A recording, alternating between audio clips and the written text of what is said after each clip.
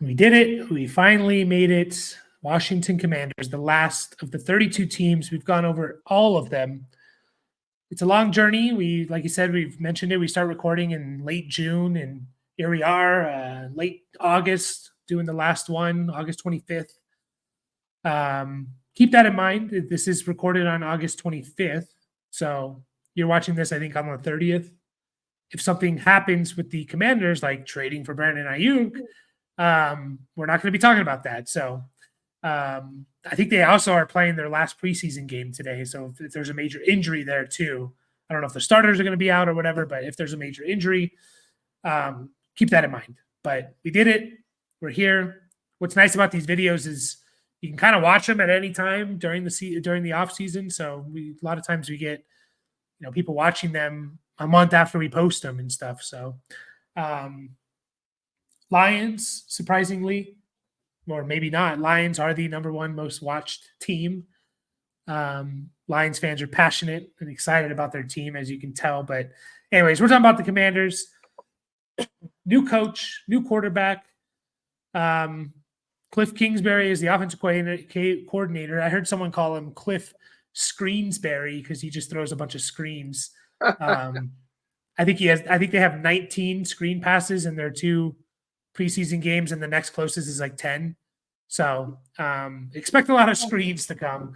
But anyways, their new quarterback, who they announced as the starter, thankfully, is Jayden Daniels. Kind of had a Joe Burrow-like season where wasn't very good until his last year in college, and then he was awesome. Amazing. Like, did he win the Heisman? Or was it someone else? I can't remember now. But he did win the Heisman. Jayden Daniels, yeah, he won it last year. He rushed. Yeah. He had a hell of a statistically, he was. I don't know what his passing yards were. I mean, he had good wide receivers, but he rushed for over 1,000 yards. He had 3,800 passing yards, 40 touchdowns, 4 interceptions. He rushed for 1,100 yards and 10 more touchdowns. So that's 50 total touchdowns. By the way, in college, if you get sacked, they give you minus yards. So rushing for 1,100 yards is insane. I don't know how many times he was sacked, but probably not that much. But he's their new quarterback. He is someone, I'll just say it right now. So he's going as QB 12 in round 9. That's where I I like to start looking for quarterbacks. He is definitely I want him on my team list, and I might even take him around earlier because I think he could lead the league in rushing. And literally, if you rush for 800 yards, there's never been a quarterback to rush for 800 yards to not finish top 12. I think maybe top 10 in fantasy football. It's never happened. 800 yards. That's all you need. I know I say that's all, but that's 47 yards a game for a guy like Jayden Daniels, who is maybe the most talented, just like rusher, one of the most already in the NFL. Now, hopefully he doesn't take hits because he's small and he doesn't play small. Hopefully he learns that. He's also looked really good in preseason throwing the ball too. I think he's a better passer than like Anthony Richardson was. Obviously he's not Anthony Richardson size, but I'm in on him. I want to take him. I want him because he's a rushing quarterback. And I think this time next year, we're going to be talking about Jayden Daniels going in the top 5 rounds if he stays healthy. So there's one pitfall though, is he's not a big guy. No. And he doesn't seem to slide very well. Or I mean, he likes to take on defenders and stuff like that. And at least he did in college, man. He got knocked around pretty good. He's got a lot of college football experience. They talk about Bo Nix played, started 61 games. Jayden Daniels is not that far behind him. I don't know the exact number, but the injury issue. But I think you're right. He's gonna. I was lucky enough to get him in a dynasty league, and I'm playing him, man. So, absolutely. Yeah, just to put it in perspective how long he was playing in college, he was throwing the ball to Brandon Ayuk. Brandon Ayuk's been in the NFL since 2020. So he played, 12. We're looking at 26, 39, 43. You talk about 55 games he played in. I don't know if he started all those, but he played in 55 games over 5 years. So, yeah, draft him, man. Just like take him. Like if you're sitting there in round 9 and you're looking at, you know what you do is you pair him with all the other guys we like that go after him, the Goffs, the Herberts, the Kirk Cousins, the guys that you know what they're going to give you and you know they're safe. And you go for the upside of Jayden Daniels. That's like the perfect pairing. I tried to do it with Anthony Richardson last year. You know, I think I did it with like Geno Smith or something, which didn't really work out. But you know, those other guys are going to give you good numbers. But Jayden Daniels has like top 5 quarterback, you know, even in his rookie year, type of stuff. So he's the number one guy on this team I want to target. All the other guys are interesting to talk about. Brian Robinson comes back. I don't know how to. Him and Eckler are going literally like back to back. ADP 91, round 8, RB 32 for Brian Robinson, half PPR. Remember that. Eckler is 92, round 8, RB 34. They're literally going back to each other. You see Brian Robinson there. He had a good year last year. He was 21st in points per game. You know, it just didn't feel like it necessarily. Like he is kind of a volume guy. If you had to choose one of these guys, they're literally going back to back. So you're sitting there in round 8, round 9. You're going to take one of them. Who are you taking? Brian Robinson, or what was the other one? Or Eckler. Austin Eckler. Boy. I think I'm going to take Eckler. Yeah. That's hard choice, though, you know.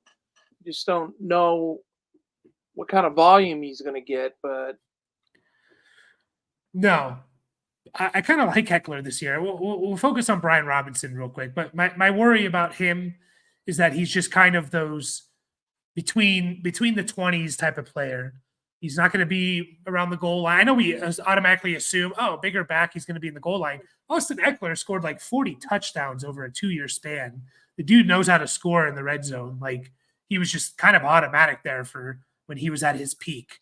Like I wouldn't just put it past that, like, Eckler is, you know, they're never going to use him at the goal line. I'm just worried that he's kind of, again, between the 20s type of guy. I don't think he's going to be super efficient. He's going to average in the low 4s or even high 3s in yards per attempt. And if you don't get a touchdown, you're going to be disappointed. He can catch the ball. He had a 2-game stretch where he caught 13 passes in 2 games.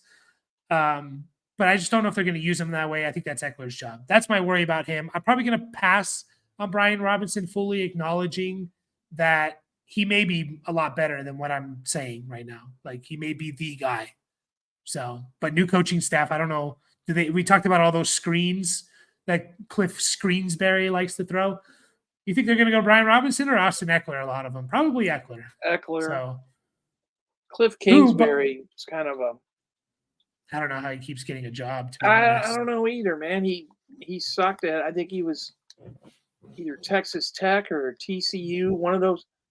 He didn't have a winning record, and you know, I'm sorry.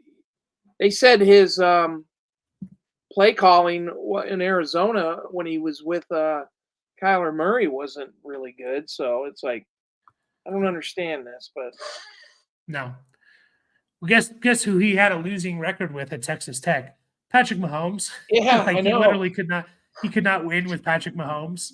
He was 13-19. So yeah, I'm not excited about that, but I am a little bit excited about Eckler. I think the fall off for him is a little bit overblown. He's 29 years old. I get it. He got hurt in the first game last year. He literally came out and looked like Austin Eckler in week 1 of last year, right? He had, as I pull that up, by the way, he was RB23. He's another one of those, like, you think he was just like a complete disaster. He was RB23 in points per game. I know he missed a lot of time, but it's kind of like Pollard, kind of like Ridley. It's kind of like, oh yeah, like they were still usable. They weren't number 1 overall pick stuff like we drafted them, but they were still usable at least. Eckler, week 1, 16 carries, 117 yards, 4 catches, 47 yards, 1 touchdown. Then he gets hurt, high ankle sprain. He comes back. He doesn't look good. Then it looks like he starts to look a little bit more like Eckler again, catching 7 passes, 4 passes. And then I think he got banged up again. So why I like Eckler more than Robinson is, well, he's going to catch way more passes, I think, and there's a chance they use him in the red zone, and so he could get all the value. Like he could be fantasy relevant with a 60 catch season, even if he only runs the ball 120 times or something, right? Kind of going back to what he was the beginning of his career, where he was still a top guy. So I like Eckler. We're talking about a guy who was, kind of a top 5 fantasy player there for a couple years. And again, like the guy had 25 rushing touchdowns over a 2-year span. Like he can score in the red zone, and they're going to use him, I think. So sounds like you're in on Eckler as well. Yeah, I'm definitely in on Eckler. I think I'll have a little bit of a bounce back year, maybe in a reduced role, but still should be pretty fantasy relevant. Mm-hmm. Yeah, he doesn't have to do too much to get to that RB 34, top 30 RB type of player. If he catches 50, 60 passes, he's going to do it. And he was still pretty good with the ball in his hands. He still averaged 8.5 yards per reception, which is really good for a running back. So yeah, I just think it's a little bit overblown, like his demise a little bit. And then, we have Terry McLaurin, who, with Jahan Dotson being traded, a lot of people are excited about Terry McLaurin. He's kind of gotten the DJ Moore career path. It's like, we know this guy's a really good receiver, but his quarterbacks have just been like, Alex Smith with one leg, Taylor Heineke, Sam Howell last year, guys like that. And so, like, he's been limited by his quarterback play. But he's going as the wide receiver 30, round 6. What's your thoughts on McLaurin there? Let's just say he's your wide receiver 4. Yeah, I'd be happy with him in that category. I guess we kind of think that we should see more out of Terry McLaurin, and I think he's never caught over 100 passes, and he's pretty reliable as far as health and all that other stuff. I mean, let's face it, the quarterback play has not been really great with the Washington Commanders. So, so what you see out of Terry McLaurin is probably what you're going to get. So, 70, 80, 70, 70, 80 passes, right around 1,000 yards. Hopefully Jayden Daniels and him can develop a little bit of a rapport. And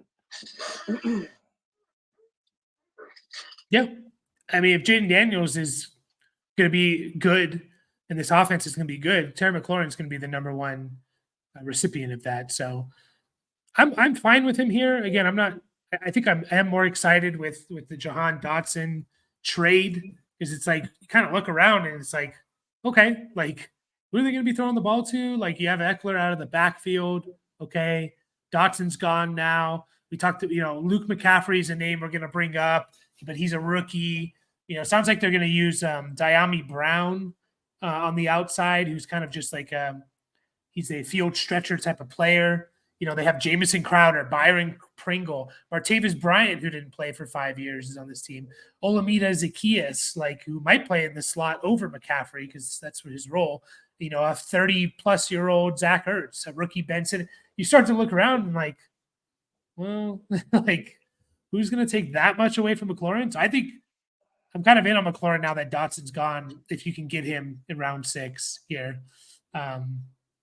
I imagine he might go a little bit higher, and that's really about it. I mean, again, Luke McCaffrey is a name to know. And I think a lot of people thinking, well, Jahan Dotson's gone, McCaffrey time. They still reported he's still kind of far down on the depth chart. And again, when Dotson was there, it was Terry McLaurin and Dotson 2 wide receiver sets, and then 3 wide receiver sets. Dotson moved to the slot, and it was McLaurin and Diami Brown on the outside. So I think Diami Brown has a role on this team, and I think Olamide Zaccheaus, at least to start the year, is going to fill in at the slot because he's been a slot player his whole career. And then McCaffrey, maybe he can work his way up or an injury or something, but probably not going to be drafting him. Probably not going to be drafting any other receiver for the Commanders. Probably not going to be drafting Zach Ertz. Do you have interest in Zach Ertz at all? No, Or yeah, not really. I don't either. If he Somebody, gets, yeah, go ahead. I don't know. Somebody I heard might have been from Brian, my other son, saying, "Well, he did good with Cliff Kingsbury or something," and I thought, He did. "Yeah, I'm still not touching him." He's good for catching the ball and falling down, which maybe They is got all a you really rookie. care about. I got a rookie tight end, Ben Sinnott. Senate, yeah. Yeah, Sinnott. So But he might might have the Trey McBride treatment. We know how good Trey McBride is. Guess who held him back in Arizona? Zach Ertz. Zach Ertz. Yeah, So if Ertz gets Cliff hurt, Kingsbury. yeah, if Ertz gets hurt, I might be interested in Ben Sinnott. But it's going to take an injury. I don't want to draft either of these guys. It would be waiver wire pickups if they start to do well. So Commanders are pretty easy. It's nice to finish on an easy team. I think we're in on Daniels. I'm fine if you want to take Brian Robinson or Eckler. They're both going kind of back to back. I'll take Eckler. I think the path for him is easier in my head because he can get catches and automatically that puts you ahead, especially in PPR. And then I think he can still be used in the red zone, the goal line stuff, even though Brian Robinson's the more stereotypical size. And then McLaurin we're in on. So we're kind of in on like the few fantasy relevant players for the Commanders. There's just not many here to talk about. So anything else to add? Excited for the season to start? Or Let's get her going. So cut downs are Tuesday, so there could be some good players moving around. I don't know if they're fantasy relevant or not, but pay attention to running backs and wide receivers and those type guys. So good luck to everybody. maybe a couple more trades here and there, or we'll Yeah. see. But yeah, it's exciting. You already see, follow some groups on Facebook and stuff, and you already see people posting their draft boards and rate my team. So it's exciting time for sure. Most people either you drafted this weekend that just passed or this upcoming weekend, Labor Day weekend. Hopefully you did it in one of those two. That's when you should be drafting. But that's it. We did it. We made it. All 32 teams. But we'll be back every week, I think every day during the season posting stuff. So we won't be going anywhere. You will see our beautiful faces quite a lot. So subscribe. We hit over 500. I think we're at 515 now. Yeah. So it doesn't cost you any money. You're not going to get, spammed with email. Just hit the subscribe button and no spamming. No, unless you want us to. 80% of you that watch are not subscribed. So, and I know I do the same. I watch a lot of channels and I don't subscribe. So it's easy to just not do it, but we would appreciate it. So, but yeah, we'll be back trying to help you win your championships throughout the year. See you all during the season.